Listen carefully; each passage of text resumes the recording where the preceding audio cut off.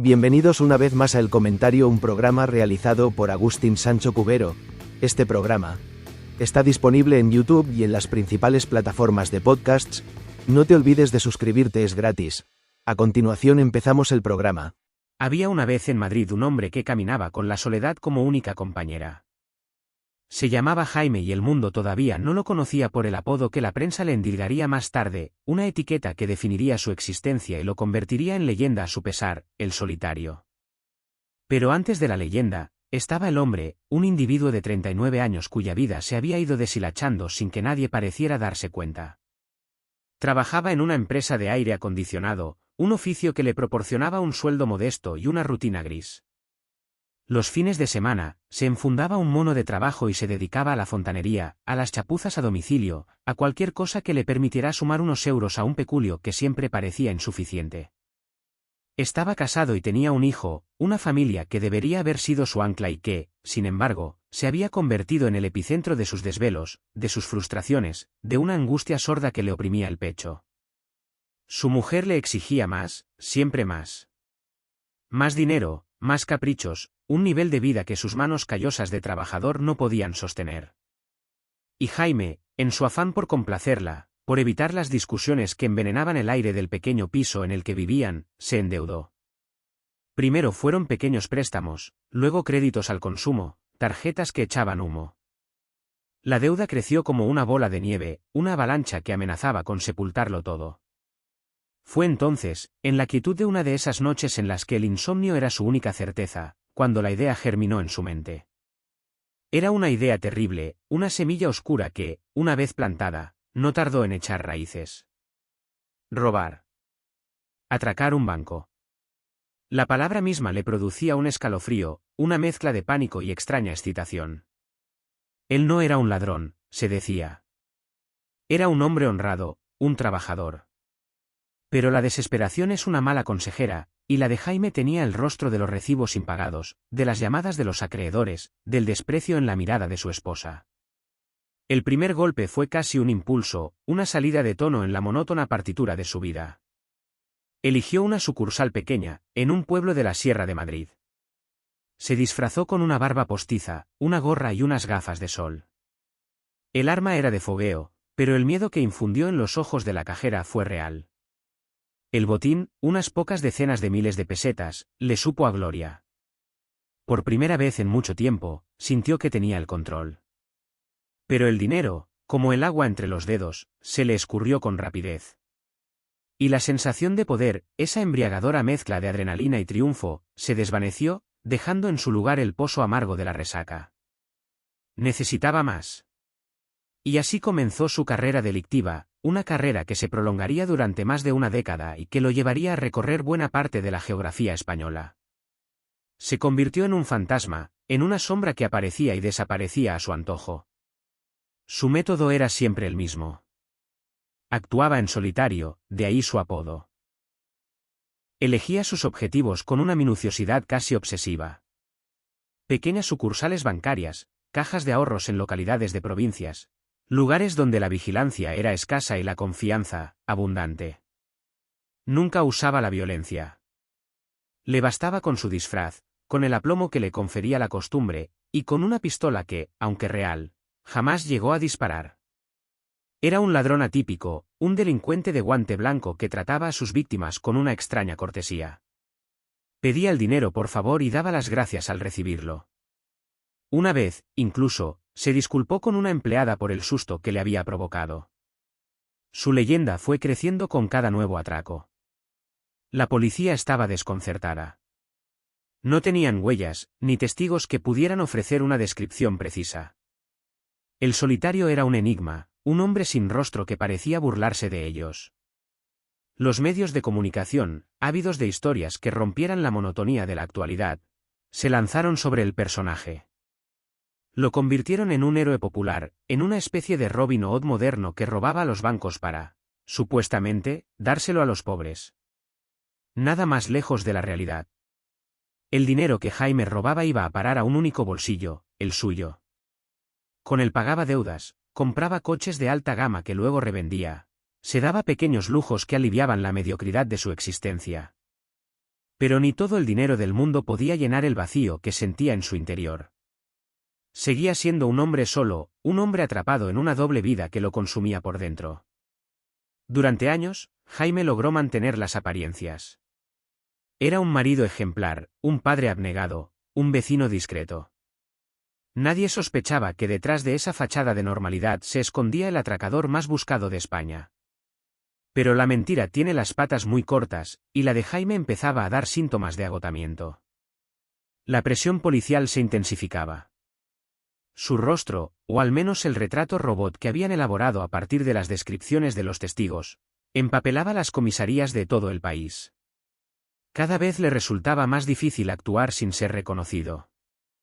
El cerco se estrechaba a su alrededor, y él lo sabía. El miedo, ese viejo compañero de viaje, se había instalado de forma permanente en su vida. Le acompañaba en el trabajo, en casa, en los bares donde ahogaba sus penas en alcohol. Se había convertido en su sombra, en un recordatorio constante de que su suerte no podía durar para siempre. El principio del fin llegó una tarde de primavera.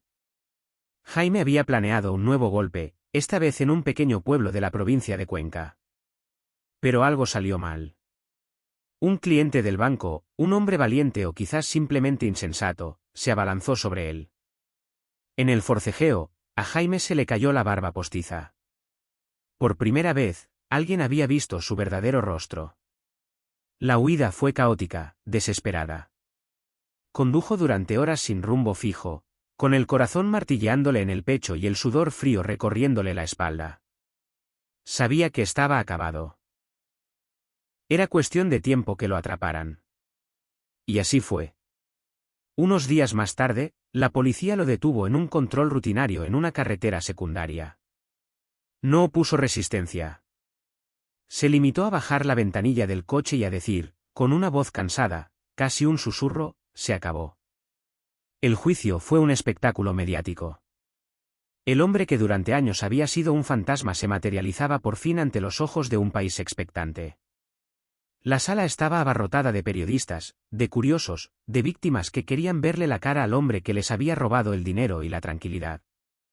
Jaime se enfrentó al proceso con una extraña entereza. Confesó todos sus crímenes, más de 30 atracos en total, y pidió perdón a sus víctimas. Su abogado intentó presentarlo como un hombre desesperado, una víctima de las circunstancias, de una sociedad que lo había empujado al abismo.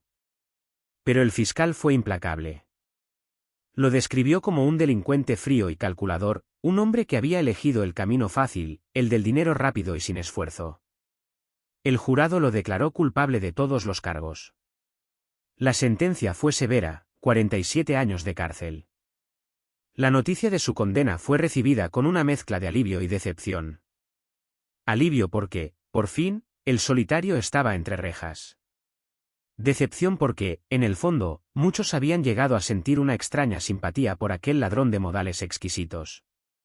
Su historia era la de un hombre común que un día decidió romper con todo, la de un David que se había atrevido a desafiar a los Goliat de las finanzas. Pero la realidad era mucho más prosaica. Jaime no era un héroe, sino un hombre débil, un hombre que no supo o no pudo encontrar otra salida a sus problemas. La cárcel fue para él un purgatorio. Se encontró solo, despojado de todo lo que había sido su vida. Su mujer lo abandonó, su hijo renegó de él. Los amigos, si es que alguna vez los tuvo, desaparecieron. Se convirtió en un número más, en un recluso anónimo en una celda anónima. Los años fueron pasando, lentos, monótonos. Jaime se aferró a la rutina de la prisión como a un clavo ardiendo. Leía, estudiaba, trabajaba en los talleres. Intentaba no pensar, no recordar. Pero los fantasmas del pasado lo visitaban a menudo en la soledad de su celda. El recuerdo de los atracos, del miedo en los ojos de sus víctimas, de la adrenalina corriendo por sus venas. Y, sobre todo, el recuerdo de lo que podría haber sido y no fue, de la vida que había dejado escapar entre los dedos. Una vida sencilla, anónima, pero una vida al fin y al cabo. Un día, recibió una carta. Era de un joven director de cine que quería llevar su historia a la gran pantalla. Le pedía permiso para entrevistarlo, para conocer de primera mano los detalles de su vida. Jaime, después de mucho dudarlo, aceptó. Vio en aquella propuesta una oportunidad, quizás la última, de contar su verdad, de explicarse a sí mismo y al mundo por qué había hecho lo que había hecho. Las entrevistas se prolongaron durante meses. Jaime habló de su infancia, de su familia, de sus sueños rotos. Habló de la desesperación, de la soledad, del peso de una deuda que lo ahogaba. Habló del primer atraco, de la sensación de poder, de la espiral de autodestrucción en la que se había visto envuelto. Y, al hablar, al poner en palabras todo el dolor y la rabia que había guardado durante tanto tiempo, sintió una extraña liberación. Como si, al contar su historia, se estuviera desprendiendo de una pesada carga. La película fue un éxito. El público se conmovió con la historia de aquel hombre que había perdido el rumbo, de aquel antihéroe que, en el fondo, no era tan diferente a ellos. Jaime vio la película en la sala de proyecciones de la cárcel, rodeado de otros reclusos.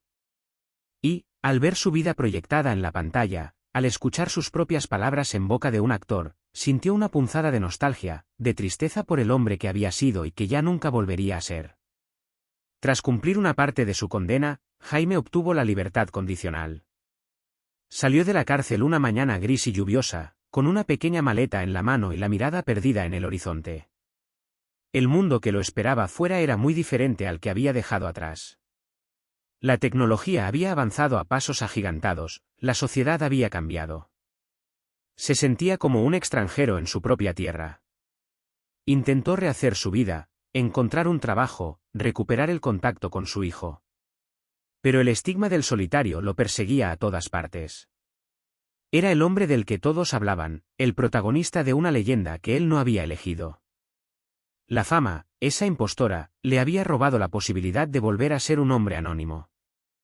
Los últimos años de su vida los pasó en un pequeño pueblo de la costa, lejos del ruido y de la furia de la gran ciudad. Vivía de una pequeña pensión y de la ayuda de algunos amigos que le habían permanecido fieles. Pasaba los días paseando por la playa, leyendo, escribiendo sus memorias. Un intento, quizás, de encontrarle un sentido a todo lo que había vivido. Murió una noche de invierno, solo en su cama, mientras dormía.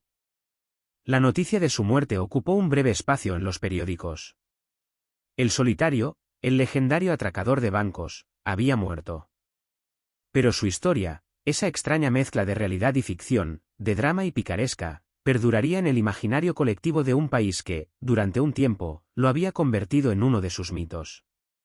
Un mito frágil, contradictorio, como el hombre que se escondía detrás de la leyenda. Un hombre llamado Jaime, que un día soñó con ser libre y que acabó encontrando en la soledad su única y verdadera condena. Hasta aquí esta edición del programa del comentario, un programa realizado por Agustín Sancho Cubero. Este programa está disponible en YouTube y en las principales plataformas de podcasts. Hasta la próxima edición del programa. Muchas gracias. Dirección y realización Agustín Sancho Cubero.